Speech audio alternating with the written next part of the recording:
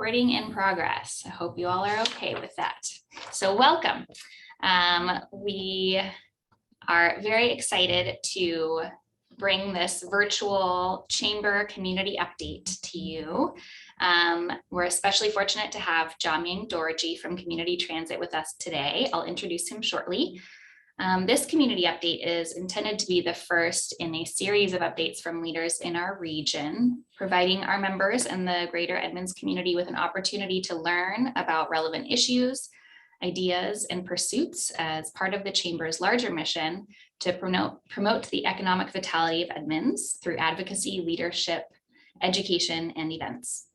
Many of you know we used to hold regular chamber luncheons, and we look forward to bringing those back. But in the meantime, we felt there was a little bit of a gap to fill, so the community update was born. So we hope you enjoy and learn something new, and stay tuned for more community updates in 2022. While I'm hogging the screen, I also just want to give a couple announcements for upcoming chamber events. Our next networking meeting is next Wednesday, the 17th. We have them every first and third Wednesday, for the most part, every first and third Wednesday, in person at the Edmonds Yacht Club or on Zoom from 7:30 a.m. to 9. And you can get more details always on our homepage, www.edmondschamber.com, and the Edmonds Chamber calendar. And also, in case you haven't heard, the tree lighting ceremony is a go. So we are super grateful to be able to bring the event back this year. We have a title sponsor, Serta Farish Law Group. So many thanks to Serta Farish Law Group for helping us financially to make it possible. A reminder that masks are required for all events over 500 attendees. So we do expect that many attendees, and masks are required at this event. So bundle up and mask up and come caroling on Saturday after Thanksgiving, the 27th from 3 to 5 p.m. You can get details at edmondstreelighting.com. So those are all the announcements I have, and I would now like to introduce Jamyang Dorji. He's a public affairs specialist at Community Transit. He's presenting on Community Transit's 2024 network planning. So he'll share how Community Transit is preparing for light rail coming to Snohomish County in 2024, and how they're working to redesign transit in Snohomish County and increase mobility opportunities through a Travel Made Easier for All plan. Community Transit is seeking input from community stakeholders and residents, and we've allowed time at the end of Jamyang's presentation for discussion and Q&A. So I'll turn it over to you, Jamyang. Thank you, Erica. So let me see if I can share my screen first.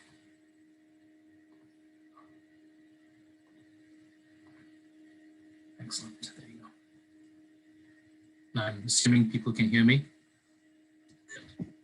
So thank you, Erica and Greg, for making this possible. I know this was sort of rather last minute. And again, for this opportunity to present before your chamber members at this Edmonds Chamber of Commerce's community update meeting, and provide not only just an update of sorts, but also a chance for us to gather valuable input in this process of outreach for our network planning for 2024. 2024, because this is the year when light rail officially comes to Snohomish County, and will frankly mark a watershed moment for us, given us this rare opportunity to restructure our service. And with that as the premise, we're going out to our communities, presenting and gathering input for this restructuring to happen. So some common themes you'll hear me, or you hear me say or repeat, or you'll see in the presentations will be words like network restructure, frequency, bus service improvements, gather input, and so on. Next slide. Hoping for the next slide to happen. There you go. So the opening of Northgate Light Rail Station last month gave us our first taste of this integration of regional light rail with our riders from Snohomish County. And by 2024, there'll be 4 new stations, 2 in Shoreline, 1 at Mount Lake Terrace, and one at Linwood Transit Center. We'll be connected to 3 of those 4. Much of our identity so far has been providing commuter service for our riders from Snohomish County down into King County, downtown Seattle, University District, and so on. And with the arrival of light rail, we get to take all those service hours and bus trips and that have traditionally serviced downtown Seattle and University District. And we get to reinvest them directly into our communities here in Snohomish County. And what that potentially means for us is for our local communities is buses will come more often. You'll see buses run more hours of the day. We'll be looking at what neighborhoods and destinations need new or improved services. We'll be looking at how we can better serve our essential workers and what times need to be prioritized for service improvements, whether it's nights, whether it's weekends, weekdays, etc. Before I share where we are in terms of the development process, I wanted to share this slide. This is a Sound Transit slide. It's an older slide, but it gives you an idea how long your trip will take from Linwood. This is trains running every 4 minutes. That's 28 minutes down to downtown, 20 to the University District, about half an hour to the stadiums if you're going to Seahawks or Sounders games. And this is, consistent. Half an hour to downtown Seattle every time, regardless of what the situation is or the congestion or a traffic accident on I-5. So, you get that predictability and peace of mind. And in terms of traffic congestion and climate change, which are hot topics right now, each train holds up to 200 riders. So you consider the amount of single occupant cars it would take off the road with people riding transit. So we formally went into this development process about a year ago.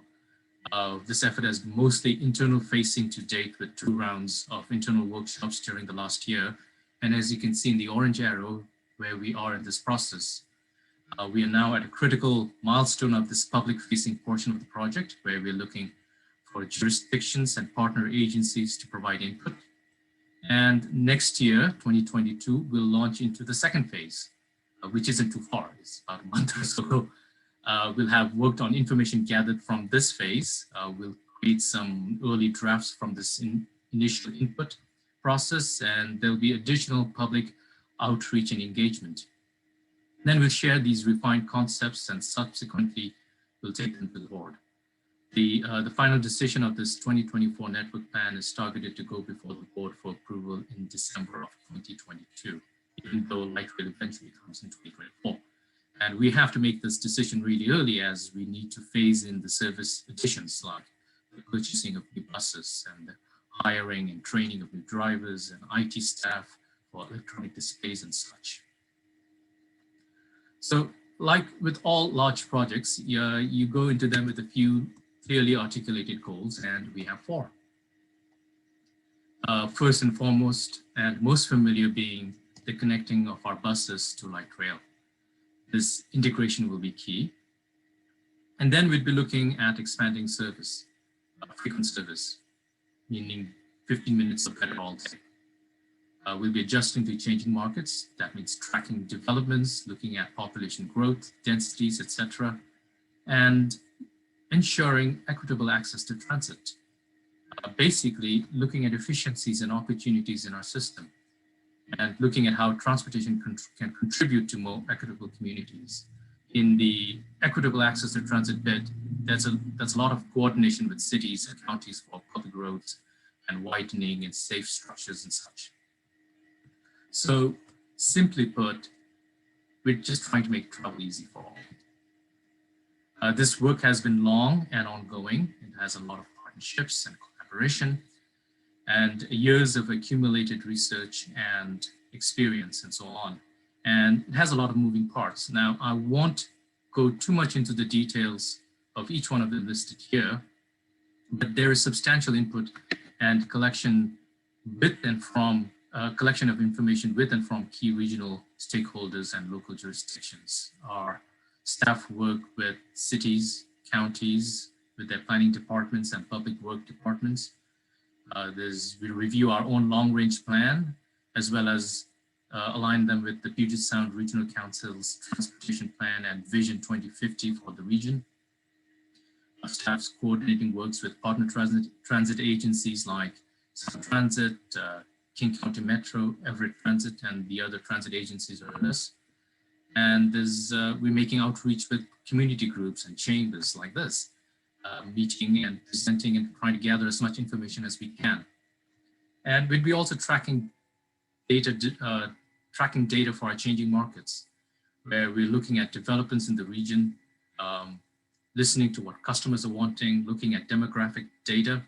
We have a research and analysis department, sort of relatively new, and they'll be tracking the newly released census data as well to see what customers are wanting, where demographics are growing, things like that. And importantly, we want to align our analysis and collaboration to best practices in the industry.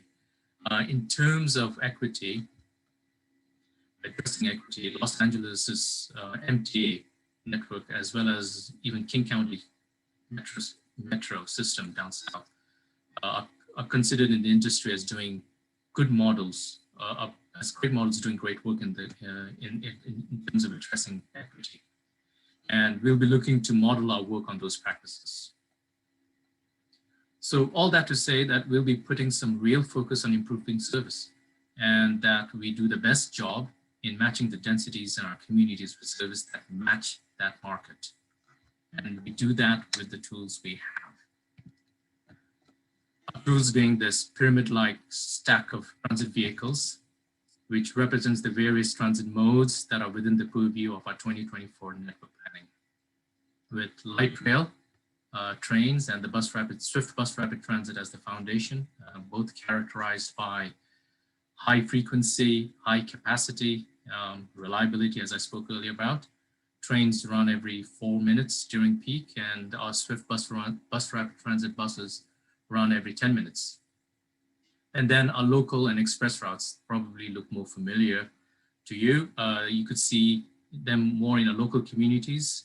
With improved services, these buses will commingle with the traffic on local streets and state highways here in Snohomish County. So there'll be more frequency.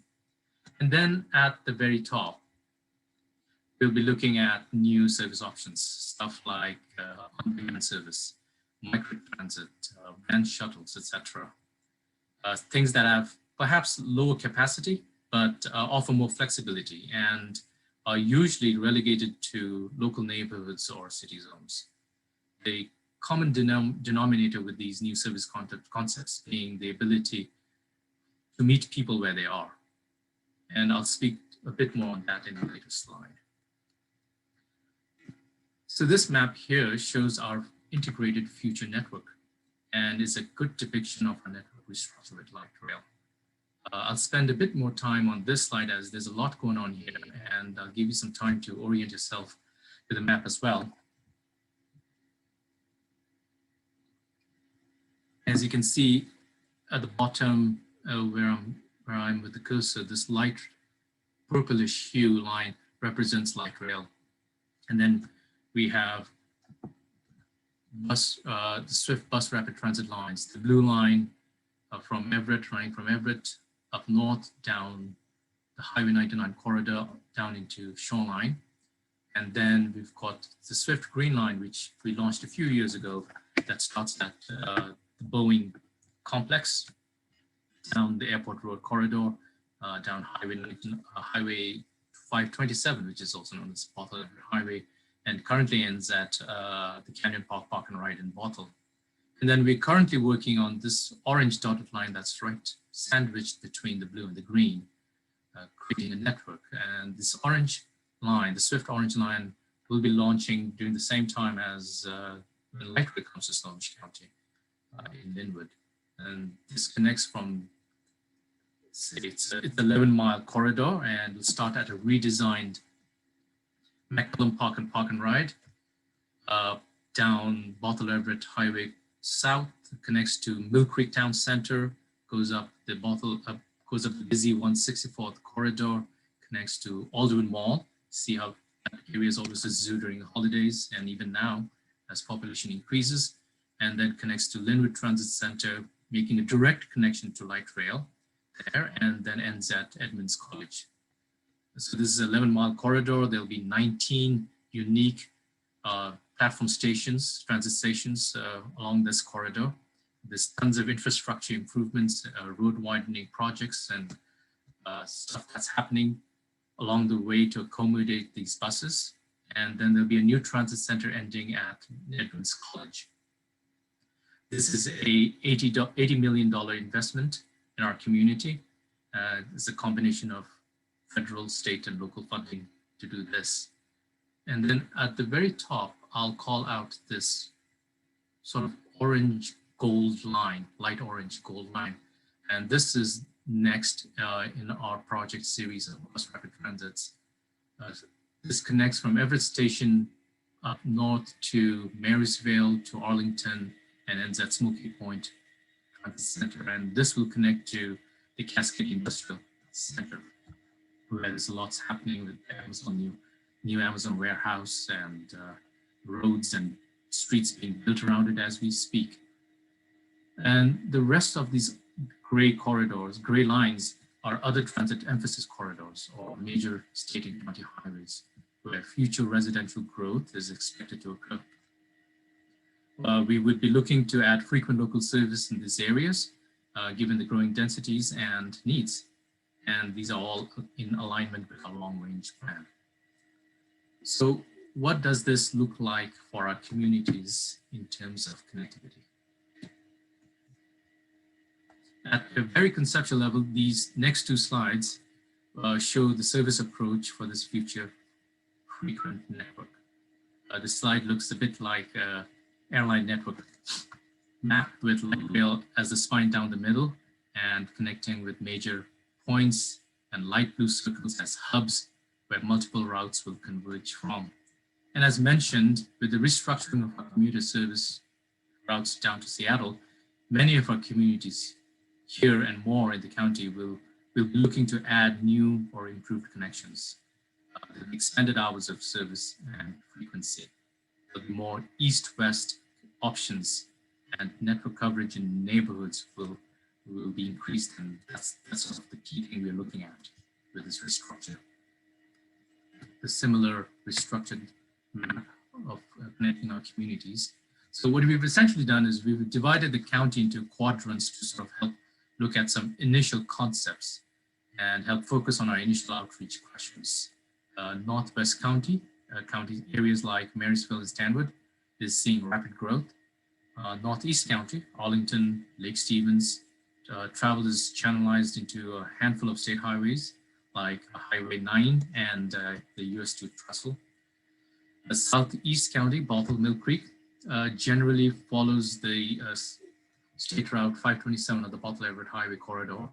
And then the Southwest County, Linwood, Edmonds, Holland Terrace, we consider that to be a light rail epicenter. So we'll be leveraging the new light rail connections at Linwood. We'll be adding new strategic service to emerging economic centers like the Cascade Industrial Center. These things will be key for us. Coordination with construction of road network improvements today and in the future with the Swift Gold Line in Everett, Marysville, and Arlington will be critical. We'll be looking at things we can do with our service to help serve emerging travel markets to this area from King County.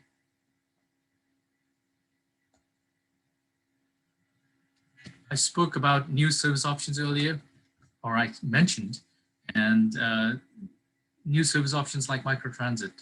This is an important concept for an important component of our evolving 2024 plan. And this is being used more and more in the public transit sphere. What this is a more flexible service. It looks to fill gaps in our network, typically uses smaller vehicles that can move around tighter spaces. There's no need for a schedule. These are usually app-based, and the common denominator again being meets people closer to where they are and the ability to drop them closer to their destinations. So we mentioned down there the Linwood Pilot Project. We've been working on our own Linwood Pilot Project program, which will launch in 2022, so next year. We were able to secure some grant funding for this one-year pilot program, and we've been working with the city of Linwood and local communities on this. We were looking at local transportation needs. We're talking to them and asking about how people get around in the city, etc. And so far, we've identified a couple of routes. We've looked at what kinds of service options would work best. And we're in this procurement phase within our agency, and we'll be presenting this to the council next week. This will be our community transit's first real-world test of this new service option. Linwood was obviously selected for this pilot program, given the developments happening in the region with light rail coming there, with the new city center being developed, a number of housing and commercial developments happening in the region, arrival of light rail, as I said, and density in the area. So this will be our first foray. It's just a one-year pilot program, and then hopefully, if this works, we'll be possibly looking at other destinations, other communities as well. By 2024, we expect a more robust transit market. And with tremendous population growth and the growth of key regional centers to implement these kinds of service. With our expanded 2024 community transit bus network restructure, we'll be looking to add and/or improve service frequency to these key regional centers. These are also federally designated as opportunity zones, where organizations and companies doing businesses here are given certain tax benefits and credits and grant funding and other incentives to spur economic development. Cascade being the Cascade Industrial Center that I alluded to earlier. This is up in Marysville, Arlington, lots of developments happening around it. Amazon warehouse obviously being the big elephant in the room there, as well as the attraction of the first battery operated aircraft company in Arlington. I think that's been in the news quite a bit recently. The partnership of the Port of Everett has been key with their support of storage, shipping, and cargo services. So all that development translates to job and economic development, and we want to be able to take people from where they are to where they want to be. Everett being the largest city in the county, and then Greenfield with the airport, the developments around it in terms of all the aerospace manufacturing companies along Airport Road, Boeing obviously, and then Linwood, the new city center, again, big developments with housing and commercial centers, light rail arrival, density of that section, the downtown core, and then further down south, the Bothell Canyon Park, where it's the development is the medical device manufacturer center as well as the biotech hub of our county. So as these regional economic job centers continue to grow, we are paying attention to looking at data of these changing markets. We'll be tracking developments and density growth and listening to what customers are wanting and working really hard to match that. And here's what we're hearing from our customers. We've been attentive to customer experience. We'll be looking at distances that need to be covered to access transit. That's always a barrier. We'll be looking at what's more important for customers, whether it's wait times between buses or travel time. We're looking at increasing the amount of frequent service coverage, whether it's on Swift or on local service, trying to improve that to every 15 minutes or less. We're looking to increase service at nights or weekends when transfers can be rather sensitive. Safety is an issue. A very key area for us will also be addressing transportation equity. So understanding travel needs and barriers for us is critical. This here is a graphical representation of our network reinvestment or restructure of our reinvestment hours. And it gives you a comparison between current and future weekday and weekend service in terms of what this network restructure will mean for us, for you and me as riders. And I'll call out, look at this section here, the one in dark blue under current, the frequent marks 10 to 15 minutes service. And this is usually in high density markets and employment centers. The mid marks 15 to 30 minute service. And again, this is mostly in growing communities, growing centers, and the 30 to 60 minutes service is in the lowest light blue over here. And this is usually in the rural areas where the market is not quite there yet. And if you look at the 2024 estimate, you notice that the frequent level service more than doubles. So that's a big investment into the county. Similarly, on the weekends, both the frequent as well as the mid-level service more than doubles. And full disclosure, we currently don't have any frequent service during Sundays, and there'll be significant impact in terms of inclusion of that during Sundays, bringing frequent service back into the market for Sundays. So that's significant overall improvement in the frequency of services that we'll be providing.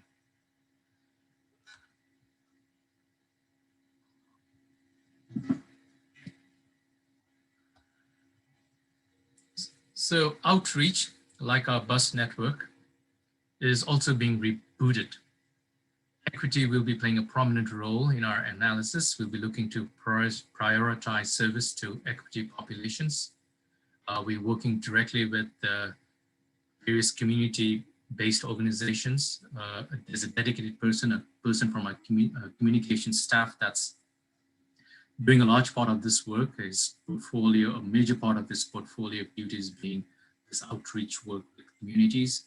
And we've all had to pivot a little during the pandemic. So a slight pivot of my work has been supporting him in this particular role.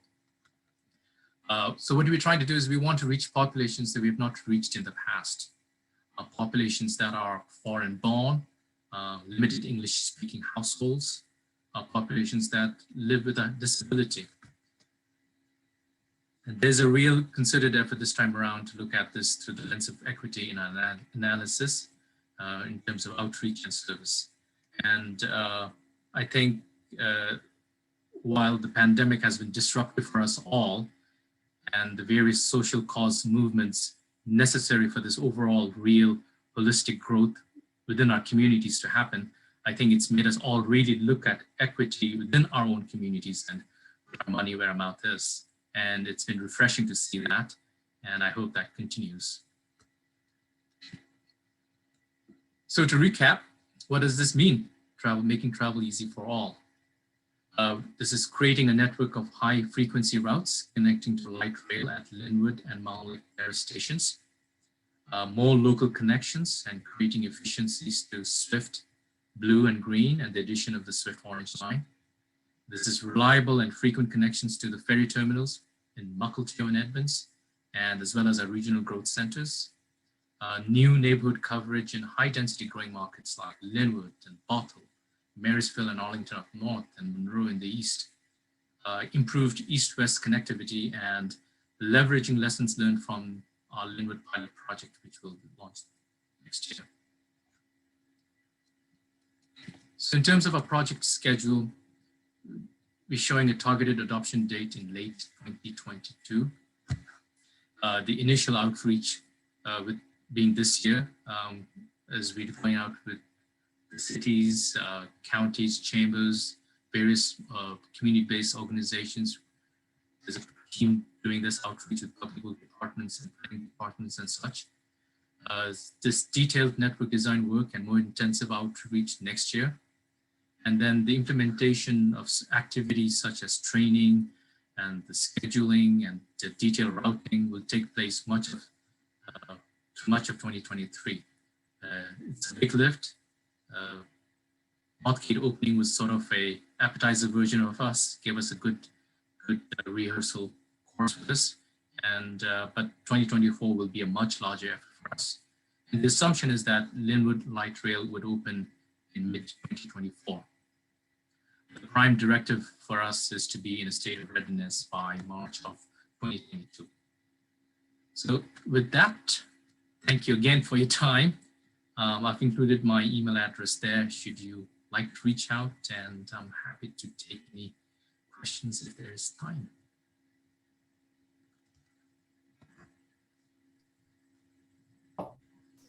Thank you so much, Jamyang. There's a lot to learn and a lot that you guys are doing there. And yeah, we'd love to open it up to any questions that anybody has. What about parking? What about parking? Yes, that's a good question. That's a big question. So it depends on what the context is. If you're talking about parking at Lynnwood Transit Center, that's a big issue. And that's the reason why bus rapid transit would be part of the solution to that problem. Lynnwood Transit Center has only so many parking spaces. It's expected to carry 20,000 passengers per day, and it's got only limited amount of parking. And the way to get there, we're thinking, is through frequent bus service, because everybody can't come and drive and expect to get into the train by parking. Now, parking again in other other rural areas is a different question. You know, we can't afford to have buses running in big, far rural areas where there's not much demand. And so then again, what we've got is this park and ride structures where people come to a central location at a certain time and ride buses. So these are two different ways of looking at parking, I suppose. Because we first, so many of us, even with improved service, so many of us we won't be able to walk to the nearest bus stop. So then we need to find a place to park in Edmonds before we can hop on a bus to the Lynnwood Center. That's true. And one of the key things that I mentioned earlier in the presentation is traditionally our service has been, again, the commuter routes, taking our riders from Snohomish County all the way down to Seattle, downtown Seattle. And knowing how congestion and traffic has been, a lot of our buses and our bus drivers' times have been stuck in that traffic, in that congestion. With us not having to go down there anymore, we get to invest all those hours and bus trips into our communities. So what our communities, even though you don't directly connect to light rail, could see as a benefit out of this is we'll have new buses or more frequency in smaller communities, because all those hours have been freed up. Thank you. Quick question. So the timing that from Lynnwood to SeaTac, you show as 60 minutes, but I know from UW to SeaTac, it's already 60 minutes. Is there a speeding up of these light rail? What was the last part of the question, Greg? Are they speeding up the trains? Like, because currently I think the schedule shows about an hour from UW to SeaTac, but now you're saying, in that graphic you said from SeaTac, or sorry, from Lynnwood to SeaTac is 60 minutes. Oh, well, I don't know. I think it's, this was a Sound Transit slide and we're assuming it's the same. Are you saying it was from your district? No, from your district to SeaTac was 60 minutes based on personal experience, or? Based on current schedule. I know I've looked it up somewhat recently. Somebody was asking about light rail to the airport, and it was showing 60 minutes from UW Husky to SeaTac. But if we're tacking on an extra 20 minutes to Lynnwood, how does that still equate to 60? It might be a situation where, because as light rail moves up north and there's more ridership, they're adding frequency. So as they add frequency, there might be buses, trains running more frequently, therefore getting there quicker. And then one other is with the concentration of everything pushing to light rail, if there's a service interruption, will there be plans in place for readjusting routes and still being able to get people past those disruptions? Absolutely, yes. Our planning department has that under consideration. Many cities internationally, metropolitan cities that have subway systems, they always have a stack of buses on guard, on the ready if there was something that would fall off the tracks. No pun intended, but to transfer our passengers back and forth. let other people say something. Nora? So I'm curious, first of all, thank you for your presentation. Very interesting. I'm curious how many of your vehicles, the smaller vehicles that you showed may be hybrid or all electric in your fleet? Well, I don't have specific numbers right now. The hybrid question is mostly on our vans. It's our commuter, it's our van pool program where people, a certain group of people take the vans home and then use that as a carpool situation. So we've got a certain amount of vans that are sort of going into hybrid mode, but we've got some of the older ones that are fully gasoline operated as well. But we don't have any electric at the moment, fully electric. I think it's a phase that we're trying to phase in with the smaller vehicles as we speak. But eventually, that's where we're headed off. Good. Thank you. I have another question about the sort of on-demand transit service program.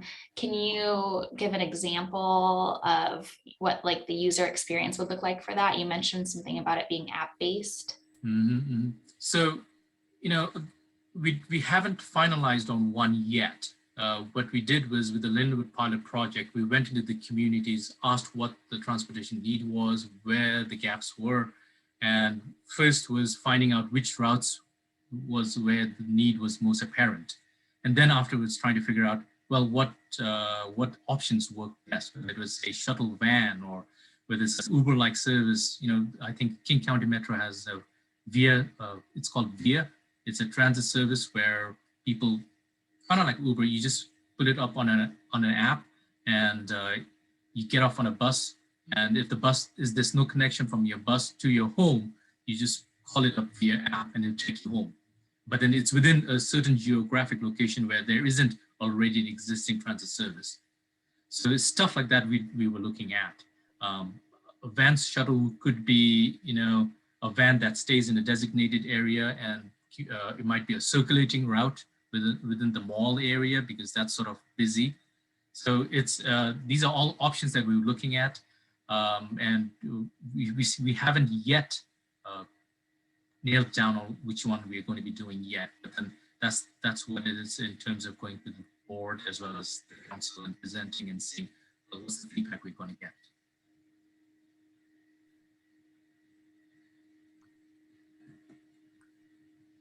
Any other questions?